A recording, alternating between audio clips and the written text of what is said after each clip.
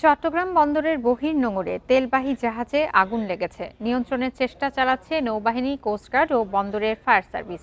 এ বিষয়ে আরো জানাতে চট্টগ্রাম থেকে যুক্ত হয়েছেন সহকর্মী অনুপম শীল। অনুপম, জানা কি গেছে কিনা যে কি কারণে আসলে আগুনটির উৎপত্তি কোথা থেকে হলো এবং এখন কি পরিস্থিতি রয়েছে জানাবেন।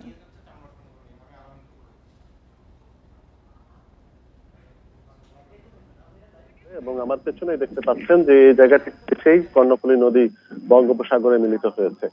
সর্বশেষ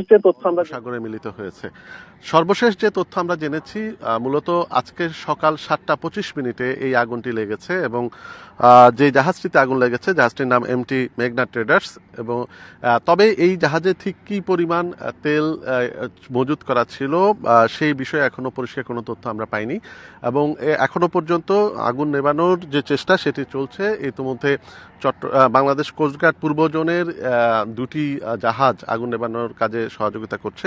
পাশাপাশি বাংলাদেশ নৌবাহিনী এবং বন্দরের নিজস্ব যে ফায়ার সার্ভিস রয়েছে, এই তিনটি সংস্থা মিলেই এই আগুন নেভানোর কাজটি করছে।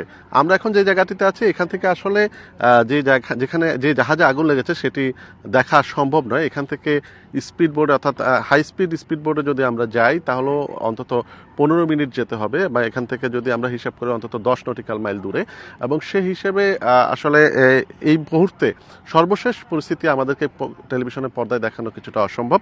তবে আমরা কি পরিমাণ তেল এই জাহাজটিতে ছিল বা ঠিক কিভাবে আগুন লেগেছে সে বিষয়ে এখনো পরিষ্কার ধারণা পাওয়া যায়নি। তবে বিষয়টিকে ঘিরে একটি সামগ্রিকভাবে একটি দুশ্চিন্তা তৈরি হয়েছে, কারণ দেশে এই মুহূর্তে তেলের যে পরিস্থিতি বা সামগ্রিকভাবে বিশ্ব পরিস্থিতিতে তেলের এই পরিস্থিতিতে এই ধরনের একটি জাহাজে আগুন লাগা, বেশ বড় একটি জাহাজে আগুন লাগা, সেটি আসলে স্বভাবতই একটি উদ্বেগ তৈরি করেছে।